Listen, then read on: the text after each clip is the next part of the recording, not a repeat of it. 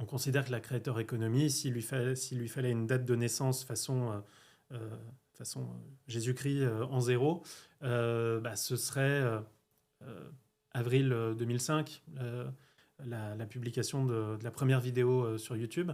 J'ai l'impression qu'aujourd'hui, on entre dans une nouvelle phase qui est celle justement des creator-led brands, des creator-led businesses, qui sont en fait la prise de conscience, et on va en parler, des créateurs qu'au-delà de travailler avec des marques existantes, ils peuvent développer leur propre marque. Bienvenue dans Brandzone, le podcast qui décrypte les stratégies d'influence, de branding et de communication sur les réseaux sociaux. Chaque semaine, des experts et des créateurs te partagent leur parcours et leurs conseils pour développer ton image et ton activité. Bonjour, dans Brandzone, aujourd'hui nous recevons Donatien Bozon. Donc Donatien, tu as créé récemment Le Bon Moment, qui est un startup studio. Auparavant, tu avais également travaillé dans d'autres sociétés comme YouTube ou Snap. Est-ce que tu peux nous présenter un peu ton parcours en quelques mots ? Je vais essayer, déjà ravi, merci de m'accueillir Benoît. Avec plaisir, merci à toi. Je vais essayer de te résumer ça. En fait, moi j'ai commencé dans l'industrie de la musique il y a presque 25 ans. J'ai travaillé chez Sony Music pendant presque 5 ans, où je développais les artistes internationaux en France. Enfin, je sortais les artistes internationaux en France. C'était hyper excitant, mais en fait, j'ai rejoint l'industrie de la musique lors de sa première année de déclin. Alors, un déclin qui a été très, très long.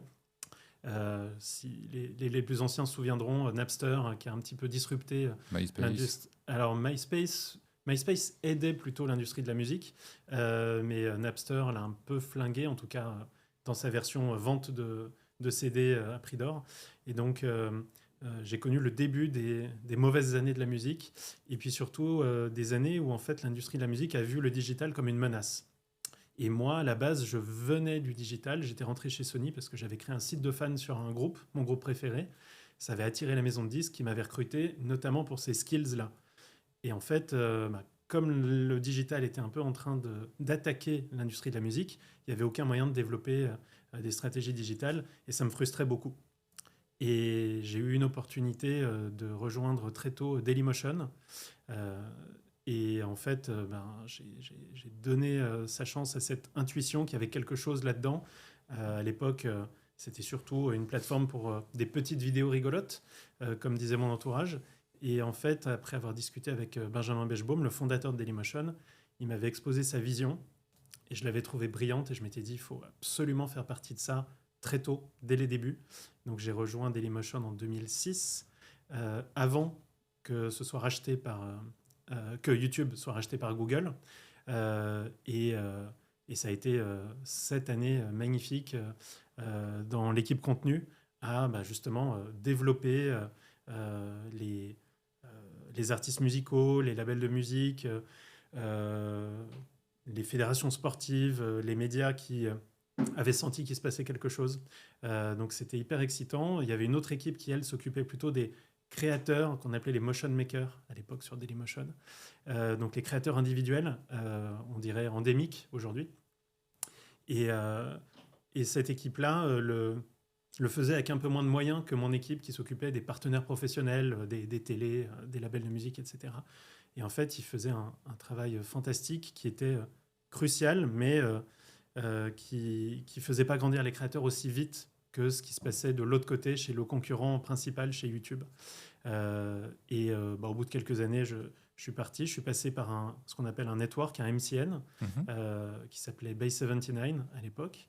On a ouvert le bureau français. J'ai travaillé avec des créateurs de contenu géniaux comme Antoine Daniel, comme Bruce de Y Penser, avec Enjoy Phoenix, avec Rémi Gaillard aussi. C'est toute une aventure de travailler avec Rémi Gaillard. J'imagine. En influence. C'est particulier, mais c'est un bon challenge quand l'OP sort enfin et que le client est content. Et puis, du coup, j'ai ensuite rejoint YouTube, qui m'a appelé un peu en secret, en mode on est en train de lancer le YouTube Space de Paris. Donc, c'est des studios gratuits de tournage pour les créateurs YouTube. Et ils m'ont dit on est en train de finir la construction, ça lance en septembre, est-ce que tu voudrais le diriger ? C'était Un rêve. C'était un rêve, c'était un truc où tu dis pas non. J'étais ravi de le rejoindre et ça a été une aventure fantastique. J'ai rencontré et accompagné tellement de créateurs et de créatrices. C'était des années merveilleuses. Le Covid a un peu mis un frein, voire a enterré au final les YouTube Space partout dans le monde. Il y avait jusqu'à 10 YouTube Space qui ont tous été arrêtés un sombre jour de 2021. Mais moi, à ce moment-là, j'ai été contacté par Snap qui voulait lancer une sorte d'initiative un peu similaire, axée réalité augmentée.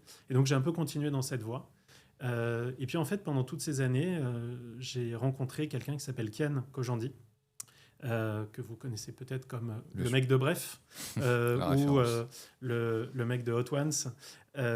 Et en fait, avec Kian, on s'est tout de suite bien entendu. Je l'ai rencontré à peu près quand je suis arrivé chez YouTube en 2015. Donc là, ça fait 10 ans qu'on se connaît. Et on a toujours échangé beaucoup d'idées sur ce qu'on devrait faire pour les créateurs, pour les artistes.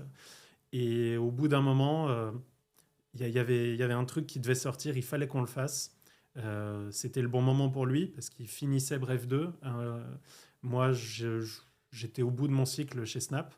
Et donc, on a décidé d'appeler cette boîte Le Bon Moment parce qu'avant tout, c'était le bon moment pour lui et moi. Ça veut dire beaucoup plus que ça, évidemment. Mais voilà. Et donc, c'est un startup studio qui a pour but d'aider les créateurs, créatrices de contenu et les artistes à lancer leur propre marque. Donc là, on est dans un stade presque de post-influence, et on en parlera, je pense, on développera ça, où on propose aux créateurs de ne plus forcément faire uniquement de la location de leur influence pour des marques tierces, mais également d'utiliser une partie de leur temps d'influence pour eux-mêmes, pour construire leur propre marque. Après, c'est plus facile à dire qu'à faire. Construire une marque, c'est complexe. Il y a besoin de temps, d'expertise métier, surtout quand on parle de marques de grande consommation, de produits qu'on va retrouver dans les supermarchés. Il ne suffit pas d'avoir une idée. Donc, il y a beaucoup d'expertise métier spécifique. Et puis, il y a des besoins de financement. Et Le Bon Moment apporte ces 3 éléments aux créateurs et créatrices de contenu. Alors, concrètement, ça marche comment ? C'est-à-dire que les créateurs de contenu viennent te voir et te sollicitent en disant tiens, je souhaite lancer ma marque, ou c'est toi par exemple qui va chercher tel créateur en disant tiens, on peut faire ça. Quel est un peu le fonctionnement de l'agence ? Figure-toi que c'est les deux. On a des créateurs qui nous disent j'ai toujours rêvé de lancer ça, je vois tel truc, et puis d'autres auxquels nous on pense en mode ce serait tellement bien si lançait. Et donc ça fonctionne dans les deux sens. Après, des fois, les créateurs viennent avec une idée qui est bonne sur le papier, mais quand on la challenge un peu, quand on fait une étude de marché, on se prend un mur. Elle est plus complexe à mettre en place. La régulation est peut-être compliquée. La catégorie de produits envisagés est saturée, où il y a des acteurs qu'on peut vraiment pas... à qui on ne peut pas grignoter des parts de marché. Donc, des fois, on va challenger l'idée initiale du créateur. Des fois, on va lui apporter notre propre idée et lui va la twister pour que ça lui corresponde encore plus. Cette notion d'authenticité, d'ailleurs, avec l'ADN du créateur, elle est centrale. On ne lancera jamais une marque d'un créateur ou d'une créatrice de contenu sans que ça soit 100% authentique et légitime. Le but, c'est que l'audience y adhère, qu'elle sente que c'est naturel, c'est en fait une extension de ce que le créateur fait déjà en contenu, mais à travers une marque. Donc il faut qu'il y ait vraiment une authenticité, une légitimité forte, et puis aussi que la marque corresponde tout simplement en termes de cible de marché à l'audience du créateur. Donc voilà, on vérifie aussi ces points-là, et c'est ce qui nous permet d'affiner, que l'idée vienne du créateur ou de nous-mêmes, d'affiner ensemble les idées avant qu'on appuie sur le bouton et qu'on développe le projet ensemble. Et alors, comment vous faites votre sélection ? Parce que j'imagine que quand on a un associé qui s'appelle Kian, forcément, ça attire un peu les foules.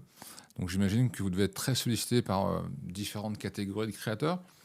Quand tu reçois, j'ai pas de chiffre, mais quand tu reçois, je sais pas, 10, 20, 30 ou autant de demandes ou de projets, comment vous faites le tri et comment vous faites une sélection ? Parce que c'est sûr que lancer une marque, faire des études de marché, etc., ça prend du temps, ça prend aussi de l'argent. Donc comment vous faites un peu déjà une présélection au départ avant d'aller un peu plus loin dans les projets ? Tu as raison, c'est vrai que pour nous déjà, c'est génial. On a beaucoup de sollicitations et c'est déjà une excellente nouvelle pour nous. Ça veut dire, un, qu'on est identifié, deux, que le sujet sur lequel on s'est lancé a l'air d'être un vrai sujet qui répond à une demande. Donc on ne va pas se plaindre, c'est très positif. Ensuite, en fait, le principal filtre qu'on applique, c'est de vérifier si le créateur ou la créatrice a vraiment conscience de ce que ça veut dire lancer sa marque. En fait, nous, on considère que les créateurs et les créatrices sont des entrepreneurs, déjà, mais il y en a qui le sont à des stades différents. Certains ne s'en doutent même pas, se voient avant tout comme des artistes, c'est ce qu'ils sont, mais il y a aussi une partie entrepreneur. Est-ce qu'ils ont déjà embauché des gens? Est-ce qu'ils ont déjà structuré leur activité? Est-ce qu'ils se sont projetés dans un développement de leur activité dans les années à venir? Et en fait, ce qui est intéressant pour nous, c'est de travailler avec celles et ceux qui sont le plus avancés à ce niveau-là. Pour le coup, les créateurs côté États-Unis ont souvent beaucoup plus cet esprit business développé. C'est un peu moins le cas en France, mais on voit, et surtout dans les nouvelles générations, cette approche décomplexée de considérer que oui, mon activité de créateur de contenu, c'est une activité d'entrepreneur. Et donc on vérifie à quel point ce mindset d'entrepreneur est développé et à quel point notre interlocuteur ou interlocutrice a compris que lancer une marque, c'était un vrai marathon. Et en général, quand on travaille avec des partenaires d'influence, on part plutôt sur des campagnes courtes, de quelques semaines, de quelques mois. Il peut y avoir des fois des partenaires à l'année, mais bon, c'est vraiment le max. Lancer sa marque, on part sur 3 ans, 5 ans. Et donc, on vérifie aussi le niveau de motivation et vu qu'on nous, on va investir du temps, de l'énergie et des fonds, on vérifie qu'on investit sur les bons projets, ceux qui ont le plus de potentiel à long terme. Et au niveau du financement, c'est des choses que vous faites en fonds propres ou vous allez chercher des sponsors ou comment ça fonctionne à ce niveau-là sur les projets ou sur les marques que vous lancez? En tant que startup studio, en fait, on est parti sur un principe de levée de fonds. Donc on a levé des fonds pour structurer l'activité du studio et financer les projets.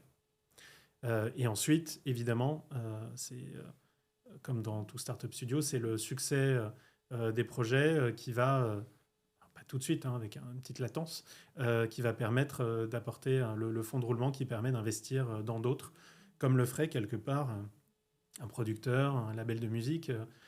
Tu lances 10 projets. Comme iMajor Company à l'époque.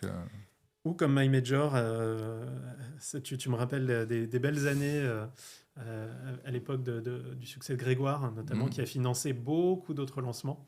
Joyce Jonathan aussi. Qui avait... et Joyce, exactement. Grégoire et Joyce. Et en fait, oui, c'est ça. Il va y avoir quelques blockbusters, on l'espère, on le sent, qui vont permettre de financer d'autres projets qui, eux, vont marcher plus ou moins bien. Et c'est en multipliant les projets, en améliorant notre template de fonctionnement qu'on va permettre au maximum de marques de créateurs de rencontrer le succès. On avait fait un entretien avant de se voir ici et on avait aussi beaucoup parlé de l'historique de l'influence. Et tu me parles souvent notamment de la pré-influence qui a commencé il y a une vingtaine d'années. Est-ce que tu peux nous parler, parce que c'est vrai qu'on en parle assez peu, c'est vrai que pour beaucoup de gens, quand on parle d'influence, ça remonte à 4, 5, 6 ans. Alors qu'en fait, ça remonte beaucoup plus loin. Ouais. Est-ce que tu peux nous refaire un peu un historique de la créateur économique? C'est mon historique peut-être subjectif, parce qu'il match ce que moi aussi j'ai vécu, mais on considère que la créateur économie, s'il lui fallait une date de naissance façon Jésus-Christ en 0, ce serait avril 2005, la publication de la première vidéo sur YouTube, sachant que c'était à peu près la même date pour Dailymotion dans nos contrées. Les deux plateformes, d'ailleurs, ont été créées à moins d'un mois d'intervalle. C'était février et mars 2005. Donc, en fait, la créateur économie, sa date de naissance, c'est 2005. Pendant des années, le seul moyen de financer la création et donc de faire vivre les créateurs de contenu et d'en attirer de plus en plus, de les professionnaliser, c'était finalement le rev share, donc le partage de revenus des plateformes et principalement de YouTube, qui a lancé son YouTube Partner Programme, YPP, dès 2007. Dailymotion en avait sorti un aussi quelques mois plus tôt, mais évidemment en termes de volume, c'est surtout YouTube qui a contribué à la Creator Economy. Et pendant, je dirais, les 5-6 premières années de la Creator Economy, c'est vraiment uniquement le rev share des plateformes qui a financé la création. Il y avait quelques deals qui se géraient comme ça, de marques à créateurs en direct. Il n'y avait pas encore de structure au milieu, ou alors elles étaient très très très rares, peu organisées. Et en fait, le début, je dirais, des campagnes d'influence qui commencent à structurer avec des contrats, avec des tarifs, avec des livrables, c'est 2012-2013. Et c'est pas un hasard, ça correspond à peu près à la date où Facebook, à l'époque, rachète Insta, Facebook avant qu'il s'appelle Meta. Et évidemment, Insta a été la plateforme qui a permis l'émergence professionnelle de l'influence. Donc je dirais que une première courte décennie de la Creator Economy n'a pas été portée par l'influence. Et à partir de 2012-2013, on commence vraiment à se structurer un peu. Au début, c'est un peu le Far West. Et là, disons que ça fait une grosse dizaine d'années du coup, que l'influence existe. Elle s'est beaucoup améliorée. Il y a eu jusqu'à des textes législatifs, jusqu'à des unions de professionnels qui aujourd'hui encadrent cette pratique. Et c'est une très bonne chose. Mais en fait, ça reste une industrie jeune. Après, quand on la compare à la durée de vie de la Creator Economy, ça représente quand même une phase assez longue. Mais j'ai l'impression qu'aujourd'hui, on entre dans une nouvelle phase qui est celle justement des creator-led brands, des creator-led businesses, qui sont en fait la prise de conscience, mais on va en parler, des créateurs qu'au-delà de travailler avec des marques existantes, ils peuvent développer leur propre marque et que ça peut être une façon pour eux de diversifier leurs revenus. Aujourd'hui, l'influence, peu ou prou, ça représente 2/3 du mix revenu d'un créateur de contenu.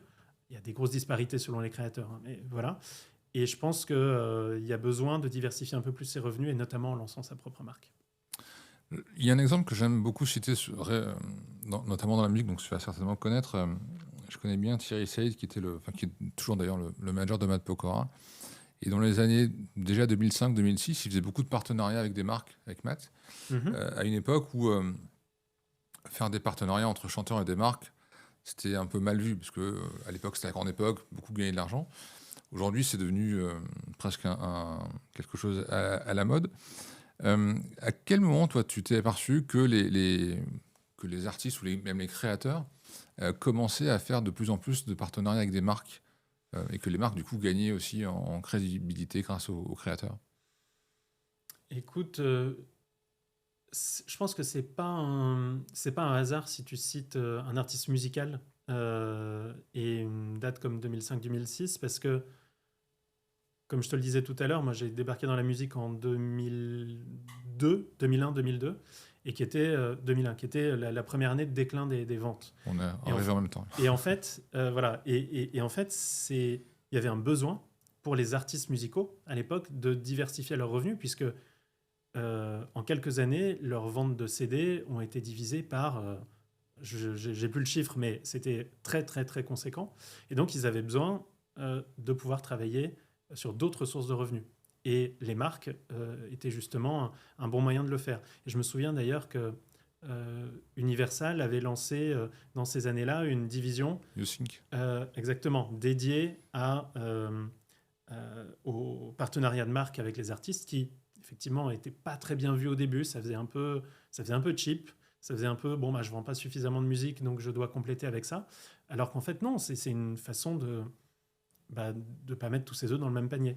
Et aujourd'hui, tu vois, le fait que les créateurs aient besoin de se diversifier, parce qu'en fait, ils se rendent compte de quoi quand tes revenus, un tiers de tes revenus dépendent du rev share des plateformes, mais qu'en fait, ta performance sur ces plateformes en question dépendent d'algorithmes que tu ne maîtrises pas. En fait, il y a un tiers de tes revenus qui peuvent disparaître du jour au lendemain.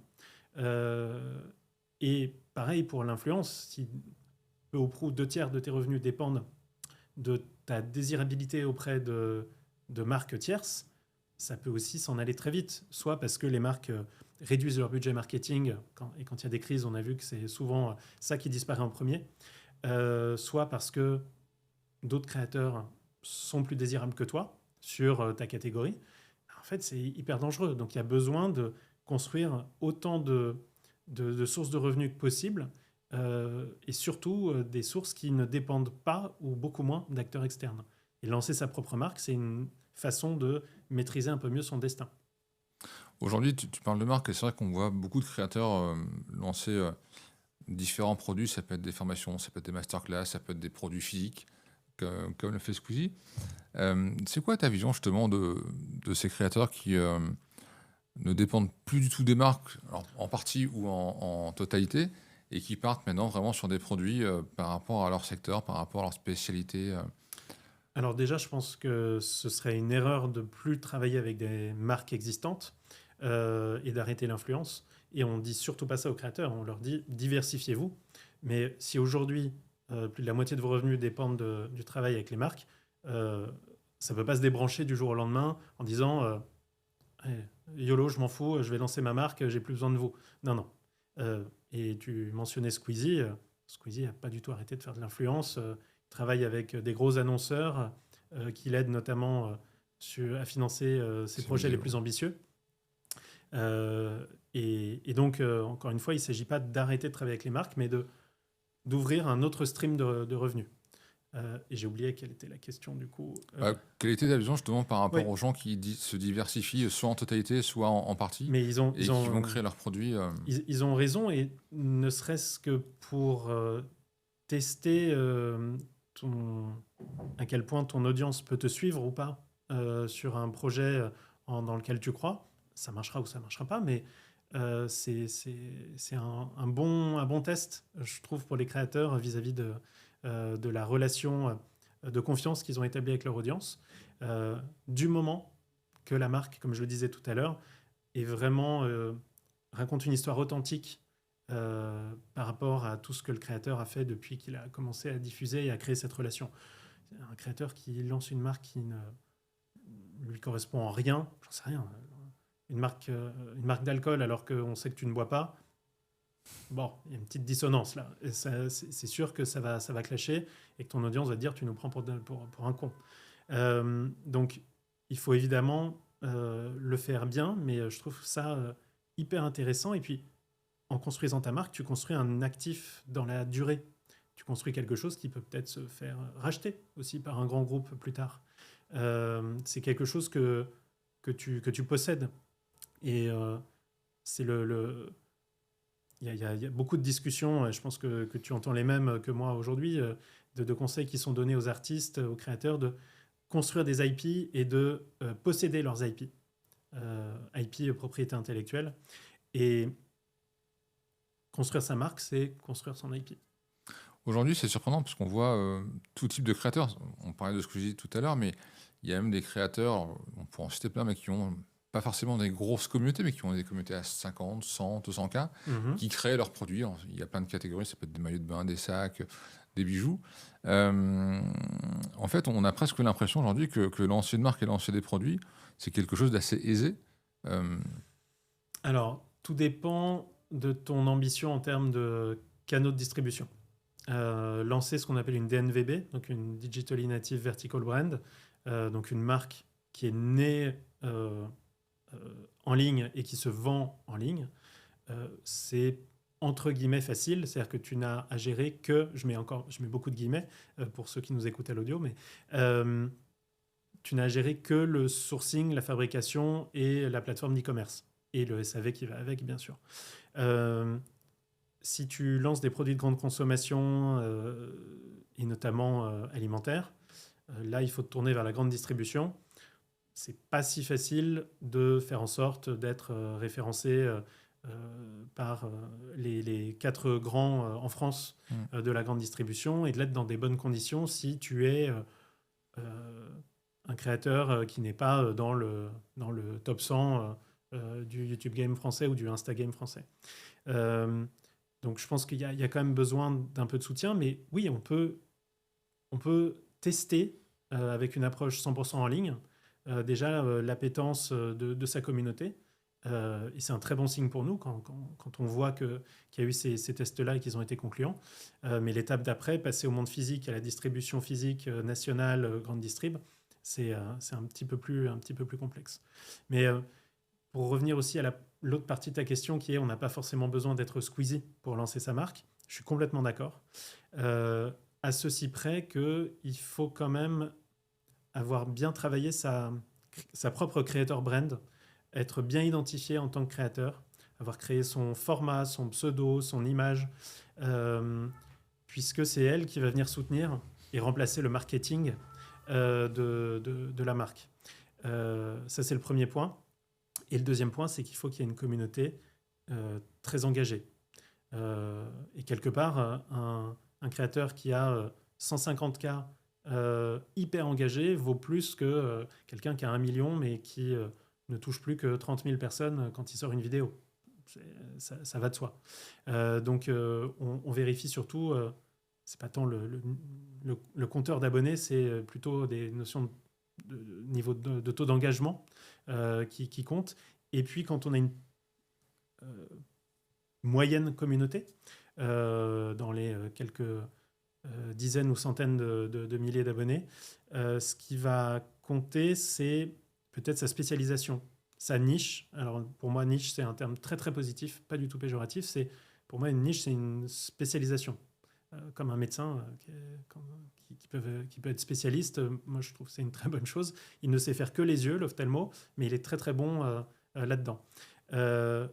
Et donc on voit d'ailleurs aux États-Unis, il y a aujourd'hui un fonds d'investissement qui investit dans des projets de créateurs de contenu qui s'appelle le Slow Creator Fund, qui est backé par un beaucoup plus gros fonds d'investissement qui s'appelle le Slow Ventures. Et donc ils ont lancé un fonds de 60 millions d'investissement dans des projets de créateurs de contenu qui lancent leurs produits, lancent leur marque. Le premier investissement qu'ils ont fait, c'était dans un créateur qui avait à l'époque, et à l'époque c'est il y a quelques mois, 300 000 abonnés. Et qui était une chaîne spécialisée dans le travail du bois, la menuiserie. Et parce qu'en fait, sa communauté n'avait que 300K, mais elle était hyper pertinente, hyper en demande d'outils, avec des outils qui peuvent coûter assez cher. Et donc, c'était un potentiel de consommateur extrêmement fort. Donc, il n'y a pas forcément besoin d'être Jimmy, MrBeast, d'être Lucas, Squeezie, du moment qu'on a le bon projet, la bonne communauté et le bon mindset. En fait, notre focus numéro 1 au bon moment, c'est justement d'accompagner les créateurs dans cette phase de sourcing et R&D pour sortir des bons produits. Parce que, comme tu le disais, ou tu le sous-entendais, un créateur qui a une grosse communauté va probablement réussir à faire en sorte qu'une partie de sa communauté, par soutien, par kiff, par confiance, achète une première fois le produit. Mais qu'est-ce qui va faire qu'on va décider de réacheter le produit? C'est la qualité du produit en question. Si le kombucha de Squeezie n'était pas bon, il n'en aurait jamais revendu. Le fait est qu'il est vraiment bon. Et donc, au-delà de la première curiosité, du côté collector, du côté j'achète un produit que mon créateur préféré a fait, ce qui va décider de la longévité de ta marque et puis du fait que tu vas toucher d'autres gens que la core audience du créateur, c'est la qualité de ton produit. Parce qu'en fait, tu vas pouvoir, et c'est le cas des pizzas de Mr V, si ton produit est bon, tu vas pouvoir durer. Et c'est son cas avec sa marque qui, aujourd'hui, a plus de 3 ans d'existence et est toujours présente dans les rayons des supermarchés. Et c'est un pionnier qui a montré, lui et l'agence qui l'accompagne, que ça peut fonctionner. Est-ce qu'on a des chiffres sur les...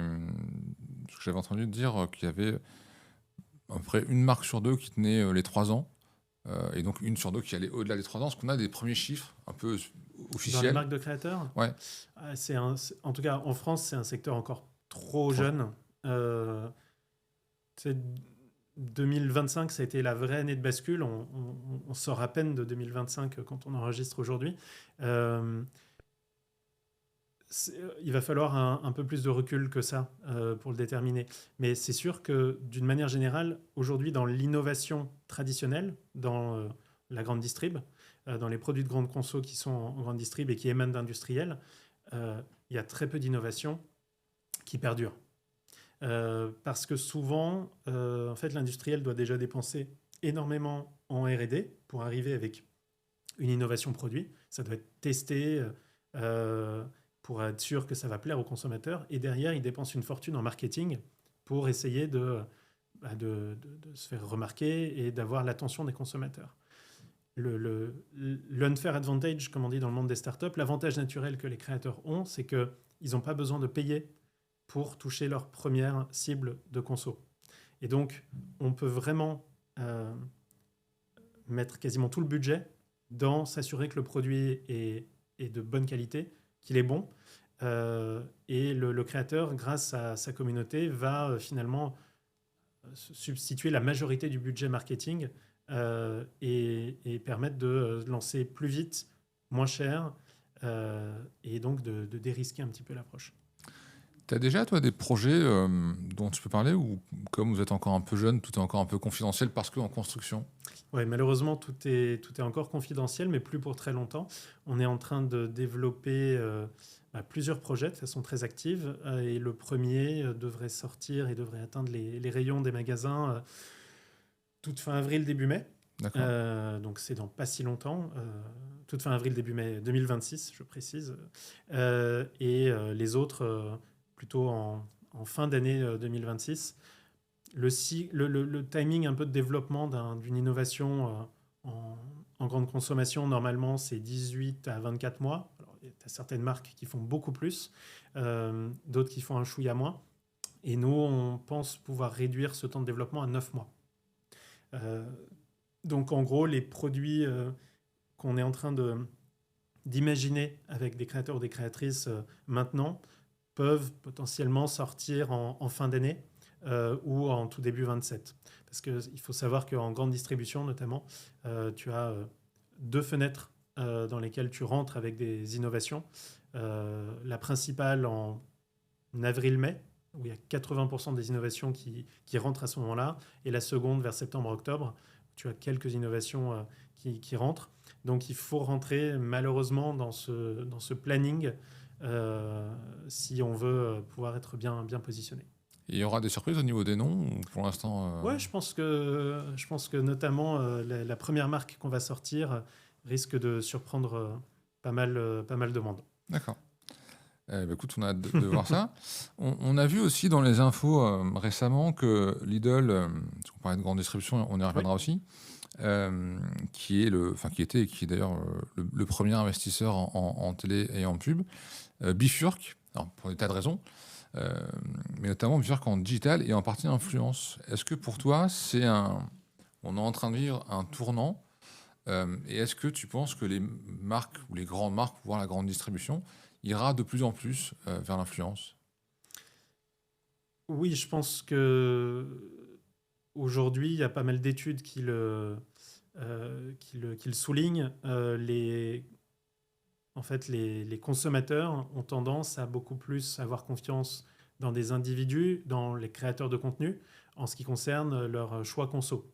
Alors, ça peut s'exprimer par les marques des propres créateurs ou des marques qui ont été recommandées de façon authentique et sincère par ses propres créateurs.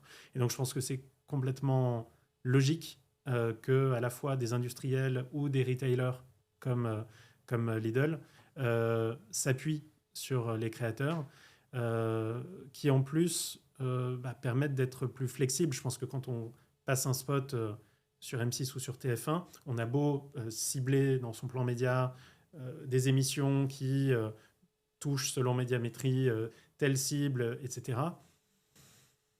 Je ne sais pas à quel point c'est fiable comparé à tel créateur, telle créatrice dont on a des stats beaucoup plus précises et où on peut aller de façon beaucoup plus fine dans des sous-niches. Encore une fois, pour moi, niche égale positif. Voilà. Donc, non, c'est complètement logique. Après, ça implique de travailler différemment. Et j'imagine que Lidl à penser ça et s'entoure bien en termes de structure parce que ça se gère de façon extrêmement fine. C'est pas la même chose que de balancer un budget média à je sais pas combien d'acteurs en télé il pouvait y avoir, enfin télé, je sais pas, une dizaine de régies probablement. Là, il va falloir travailler avec des milliers de créateurs et de créatrices. D'ailleurs, il y a un chiffre qui a été annoncé en même temps que ton annonce qui est à la Paris Creators Week. Si j'ai bonne mémoire, il y a 55% des marques qui travaillent avec des micro-créateurs. Ce qui est une marque, enfin, ce qui est un chiffre assez surprenant, parce que c'est vrai que quand on voit les contrats ou les gros créateurs, c'est vrai qu'on ne s'imagine pas qu'en fait les micros sont majoritaires sur les deals de marque. Oui, alors je crois que le chiffre, mais je ne veux pas dire de bêtises, il faudra vérifier. Mais l'étude qui avait été commandée par la Paris Creator Week euh, auprès de Coherent Insight, il me semble que c'était que les revenus de la Creator Economy étaient à 55% dirigés vers vers les micros. Effectivement, ouais. Non, c'est pas surprenant du tout. En fait, on est aussi à une ère de changement, mais depuis quelques années, aujourd'hui on le sent dans l'influence, où on va moins sur du branding et beaucoup plus sur de la performance. Et en travaillant avec des micros, pour peu qu'on peut les gérer at scale, c'est beaucoup plus performant. On peut beaucoup plus cibler notre cible conso. Là où en payant un très gros créateur, une très grosse créatrice, un énorme ticket, oui, on va faire beaucoup d'images, mais il y aura aussi beaucoup de déperditions. Donc, dans un moment où on resserre un peu les budgets vers de la perf, vers le ROI, c'est normal de travailler plutôt avec des petits, voire très petits créateurs. Depuis tout à l'heure, on parle beaucoup des créateurs de contenu, mais il y avait aussi ce qu'on appelle toujours le celebrity marketing. Oui. Pour toi, c'est quoi ta vision à l'avenir? Est-ce que tu penses que les créateurs vont prendre de plus en plus de place et les célébrités, donc sportifs, artistes, animateurs, etc., auront de moins en moins de deals avec des marques? C'est quoi un peu ta vision sur ce sujet? Non, je pense que les deux convergent vers le même style. Les célébrités n'ont jamais vraiment lancé leur propre marque. Il y en a quelques-unes, mais la plupart, c'est des deals de ce qu'on appelle d'ambassadeurs, d'égérie. Ne serait-ce que parce que les célébrités n'ont pas le temps, la plupart du temps, ont une autre activité très, très prenante. Et en fait, elles n'avaient pas le temps de gérer leur propre marque. Donc, c'était souvent un deal de je suis votre ambassadeur contre un fee et 5-10% des revenus de soit la gamme en question dont je suis l'ambassadeur, soit tout le CA de la marque. Ce qu'on voit depuis quelques années, en même temps qu'il y a des creator-led brands, donc des marques de créateurs de contenu, il y a aussi maintenant des celebrity-led brands, donc vraiment des marques qui sont portées, fondées par, financées par la célébrité en question. Et donc aujourd'hui, en fait, on voit les créateurs et les célébrités converger vers le même modèle de moins travailler avec des marques existantes et plus lancer leur propre actif. Et donc tout ça va se mélanger, les mêmes process vont fonctionner pour les deux catégories. Et en fait, c'est quelque chose qu'on a vu chez Le Bon Moment. Et d'ailleurs, on va travailler aussi bien avec des créateurs qu'avec des artistes / célébrités qui lancent leur propre marque. Et est-ce que parfois, pour vous, en tant que startup studio, c'est pas intéressant parce que lancer une marque, c'est passionnant, mais ça comporte aussi d'énormes risques. C'est beaucoup de temps, beaucoup d'argent, etc. Est-ce que pour toi, ça peut être intéressant? Alors, évidemment, on pourrait appeler ça des collections capsules, mais de travailler avec des créateurs, mais aussi avec des marques. On parlait de Lidl, mais ça peut être Leclerc ou Auchan. Dire, bah, tiens, on voudrait lancer tel produit avec tel créateur. Est-ce que parfois, il peut y avoir un triptyque comme ça intéressant? Ou c'est vraiment que créateur? Non, on est ouvert à tout. Notre modèle principal, c'est celui qu'on a mentionné depuis le début, mais moi, il y a un modèle qui me passionne en ce moment, c'est celui de marques qui ont un bon produit, mais qui ont un gros problème de notoriété. Et parce qu'elles n'ont pas les moyens d'investir une fortune en marketing. Donc elles ont fait, tu vois, tout le travail de créer le produit parfait, mais elles n'ont plus d'argent pour la partie marketing. Un peu comme un film, hein, tu sais, pour un film, tu mets quasiment ton budget de prod en marketing si tu veux qu'il réussisse. Ouais. Avatar, c'est c'est 200 millions de budget marketing, tu vois. C'est fou.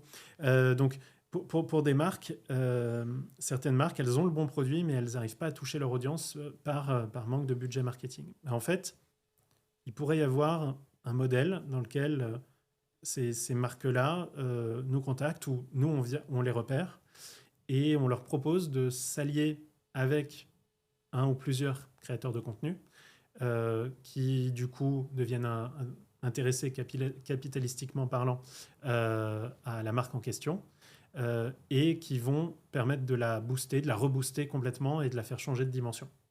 C'est l'exemple aux États-Unis de Joyride, qui était une marque de bonbons existante et qui s'est associée avec Ryan Tran, qui du coup a pris beaucoup de parts de la boîte pour devenir beaucoup plus qu'un ambassadeur, devenir un co-founder en fait. Et donc c'est de la visibilité contre equity et c'est des deals qui peuvent être hyper intéressants à construire. Donc je verrais plutôt cette approche-là dans le triptyque marque créateur. Voilà, marque créateur et studio au milieu qui aide aussi déjà à sourcer ces opportunités-là et puis à faire en sorte que les deux entités arrivent à bien collaborer ensemble et bien faire fructifier leur association. Et pour les créateurs qui nous regardent ou qui te suivent ou qui vous regardent de manière plus globale, comment on peut entrer je ne sais pas comment on dit, en process ou en étude chez vous? Est-ce que c'est par réseau? Est-ce qu'il y a un site? Ou comment on peut vous approcher, dire tiens, j'ai un projet, je voudrais, je sais pas, lancer une marque de fringues par exemple. Quelles sont un peu les démarches à suivre? Alors, on a quelques secteurs, on a décidé juste de ne pas trop y aller. Et les fringues, on estime que c'est pas le secteur où on sera les meilleurs et qui est un secteur très difficile, très compliqué. Donc, je pense qu'on n'ira pas sur les marques de fringues, ni sur les marques d'alcool. Je le précise au cas où vous avez des projets. Là, on ne sera pas vos meilleurs partenaires. Les marques de fringues, oui, beaucoup ont fermé. Oui, mais c'est très difficile, les marques de fringues. Tu as une concurrence féroce de certains marchés asiatiques, justement. Et puis, il faut sans cesse renouveler la collection. Il faut penser à toutes les tailles. C'est harassant. Donc, non, on n'ira pas là-dessus. Mais sinon, si vous avez des projets, je me permets un regard cam, puisque je pitch. Vous pouvez nous écrire à bonjour@lebonmoment.art, bonjour@lebonmoment.art, ART. Et sinon, notre site lebonmoment.studio pour nous contacter. Il y a aussi un formulaire de contact dessus. Sinon, je suis dispo sur LinkedIn avec plaisir. Et voilà, donc du coup, quels sont les critères? Est-ce que vous vous dites, tiens, il faut au moins avoir 100K d'abonnés? Est-ce qu'il faut un projet bien abouti? Ou avant de vous contacter, du coup, pour pas que tu sois sous l'eau, quels sont déjà un peu vous? Est-ce que tu as des critères peut-être déjà d'entrée? Comme on te disait, c'est être un peu projeté dans l'idée de OK, j'ai envie de lancer ma marque pour telle et telle raison. Se poser la question de pourquoi j'ai envie de lancer cette marque. Se projeter dans le fait de la vendre auprès de son audience. Et est-ce que je l'assume complètement? Se faire une fausse vidéo je vous parle de ma marque, on va lancer ça, et se dire est-ce que ça sonne vrai? Est-ce que je suis aligné avec ça? Est-ce que j'ai envie de le faire? Il ne faut pas lancer sa marque pour lancer sa marque. Il faut lancer sa marque parce que c'est la même passion, c'est le même feu qui a fait qu'on a décidé de lancer sa chaîne. Donc ça, c'est pour les questions de motivation. Et après, la connaissance de son audience et le sentiment que c'est le bon moment de le faire. Et après, c'est très subjectif. Mais si on a tous ces trucs-là qui sont cochés, ça vaut le coup qu'on discute, je pense. D'accord. Et il n'y a pas un nombre d'abonnés minimum? Tout est ouvert? Je dirais un peu... Mais je ne veux pas que ce soit limitant parce que il peut y avoir des belles opportunités en dessous, mais je pense que un peu comme le cas dont je te parlais du créateur américain qui avait sa chaîne de menuiserie, je dirais que 300 000, ça me semble être une base. Bon départ. Après, s'il y a l'idée parfaite avec le produit parfait et le créateur parfait un peu en dessous, on est très heureux de le considérer. C'est vrai qu'on voit des exemples. Moi, j'ai travaillé par exemple avec un créateur qui s'appelle Christopher Wangen, qui est dans l'immobilier, qui a une communauté à 240 000 abonnés. Donc, pour le coup, c'est des gens qui sont ultra engagés et son business est un carton. Évidemment, parce que là, en plus, on parle d'un business où le coût par utilisateur ou par transaction est extrêmement Ouais. élevé. Là où si on lance un produit à 1 euro avec 0,5 centimes de Oui. marge, il va falloir un peu plus de volume. Donc évidemment, ça dépend complètement du projet à chaque fois. Mais j'avais suivi, moi, comme ça, par curiosité aussi, parce que ça m'intéressait de savoir comment ça fonctionne. Les adhésions, tu sais, au Kretz Club de la famille Kretz et du Blast Club de Anthony Bourbon, qui sont les mêmes process, hein, Mhm. où en fait, on te dit, tiens, tu as une date pour t'abonner, tu as du teasing, etc. etc. Et en fait, c'est hyper bien fait, c'est-à-dire que c'est hyper millimétré. Et là où c'est assez dingue, c'est que les gens ont un créneau d'une journée, voire d'une soirée pour s'abonner. Sinon, limite, tu es passé à côté de quelque chose.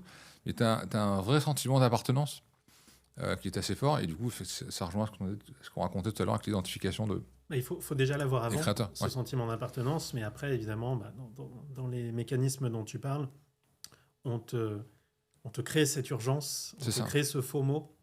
Euh, et ouais, c'est des. Voilà, que tu parles de produits manufacturés alimentaires, que tu parles de plateformes d'investissement, j'en sais rien. Un jour, on aura, j'en doute pas une seule seconde, un opérateur téléphonique backé par des créateurs de contenu, ce qu'on appelle un MVNO. Euh, MrBeast Dans la banque. a déjà annoncé qu'il allait faire son MVNO et son service bancaire. Euh, donc, je veux dire, il n'y a rien qui est off the table. Et après, c'est vrai que chaque type de produit ou de Mm. service a ses propres spécificités et a des valorisations différentes par type de consommateur. Et dans ce style-là, c'est pour ça que tout à l'heure je te parlais de vêtements, il y a une créatrice qui s'appelle Eva Travel, que tu connais peut-être, qui a lancé je sais pas comment on appelle ça, c'est une espèce de drap, tu sais, que tu peux mettre dans tous les sens. Mhm. Et pareil, en fait, elle le vend avec plein de couleurs. Et pareil, c'est-à-dire qu'elle ne le vend pas de manière continue, c'est-à-dire que tu as des dates où elle dit, voilà, bah, tiens, tel jour tu peux acheter pendant 3 jours, etc. Et du coup, ça marche très bien Ouais, parce que... c'est un système de drop. Là, on crée du manque, on crée de la rareté. C'est la méthode suprême. Il faut déjà être préinscrit. C'est ça. Tu as un drop avec une durée limitée. Et c'est des méthodes extrêmement efficaces et qui sont hyper inventives. Et on peut complètement les considérer selon, encore une fois, les types de produits envisagés. Comment tu vois, toi, et on a bientôt terminé, comment tu vois l'influence dans les années à venir? Est-ce que tu penses que il y aura toujours un équilibre entre deal de marque et marque tout court? Ou alors les créateurs vont vouloir de plus en plus aller vers leur autonomie et être indépendants et moins de deal de marque? Ou comment tu vois un peu l'influence dans les années à venir? À quelle échéance précisément? 3, 4, 5 ans? Il y a déjà 2 ans, j'aurais pitché que des créateurs de contenu allaient lancer des marques qui allaient se retrouver dans les rayons des supermarchés et devenir numéro 1 de l'innovation l'année en question. Tout le monde aurait rigolé. Donc là, je pense qu'on n'envisage même pas encore à quel point les créateurs de contenu vont complètement, je déteste ce mot, mais pardonnez-le-moi, disrupter euh, énormément de choses. Euh, et je pense que ça va rebattre beaucoup les cartes. On en parlait tout à l'heure, la notion que les consommateurs, les spectateurs, les gens comme toi et moi, on fasse beaucoup plus confiance aujourd'hui à des individus avec lesquels on a créé une relation dite parasociale sur les réseaux, plutôt qu'à un industriel, à une marque qui a acheté notre confiance à travers du marketing. En fait, on n'en est qu'au début de ce shift-là. Et je pense qu'il va y avoir un rééquilibrage quasiment violent où les créateurs vont très vite prendre le pouvoir. Et ils vont avoir beaucoup plus de pouvoir que les marques qui vont tout simplement plus pouvoir suivre en devant dépenser toujours plus d'argent en marketing. Et je pense que peut-être que les marques et les créateurs vont, à un moment donné, les marques existantes, je veux dire, Mhm. et les créateurs vont soit être en compétition, soit fusionner à un moment. Là, c'est peut-être une prévision à entre 5 et 10 ans. Mais je pense qu'il y a vraiment un enjeu extrêmement fort de ce côté-là. Euh, et donc, si j'étais une marque puissante aujourd'hui, j'y accorderais beaucoup, beaucoup d'attention. Je ferais en sorte de recruter des créateurs, pas seulement, euh, pas seulement pour mes besoins d'influence, mais en tant que CMO, je ferais venir au board des créateurs Parce que les marques qui ne comprennent pas qu'il faut mettre le narratif au centre, les consommateurs, les individus au centre, vont se retrouver en grande difficulté. Mais c'est passionnant parce qu'on va vivre beaucoup de bouleversements dans les années à venir. Et à l'inverse, est-ce qu'il n'y a pas un risque aussi à mettre autant d'argent ou autant de temps sur une personnalité? On a eu un exemple comme ça très parlant. En tout cas, une grande chaîne de télé avait lancé un groupement immobilier, donc on ne dira pas qui, c'est toujours un peu délicat, mais il y a eu des sujets judiciaires et ça s'est pas écroulé, mais en tout cas, c'était compliqué. Est-ce que, du coup, lancer comme ça un produit ou une marque sur une personne... Alors, le cas dont tu parles, la marque en question comporte le nom de la personnalité. C'est un modèle qui est extrêmement risqué parce qu'il se passe quoi que ce soit en termes de réputation au niveau de la personnalité. Et effectivement, tout peut beaucoup perdre de valeur. D'ailleurs, il y a une décision de justice liée à la perte de valeur, en fait, de la franchise. Nous, le premier truc qu'on conseille aux créateurs avec lesquels on travaille, c'est de créer une marque qui ne porte pas leur nom, de ne pas mettre leur visage sur le pack, et de créer une marque qui puisse vivre indépendamment de leur réputation et de leur activité. C'est essentiel, ne serait-ce que si on veut que cette marque puisse grandir, toucher des gens qui ne connaissent pas le créateur, voire être racheté par un grand groupe plus tard, c'est le b.a.-ba. Et donc, c'est effectivement... c'est un peu risqué quand une marque porte le nom d'un individu. Bon, ça a ses avantages et ses inconvénients. Oui, bien sûr. Donatien, merci beaucoup. C'était très intéressant et du coup, ça nous a permis d'apprendre beaucoup plus de choses. Que c'est vrai qu'on dit toujours que maintenant, les créateurs deviennent des marques et maintenant, ils lancent aussi leurs marques et on a eu beaucoup d'apprentissage et beaucoup de valeur grâce à toi. Merci Benoît et merci à tous et toutes de nous avoir écoutés. Merci, à bientôt. À bientôt.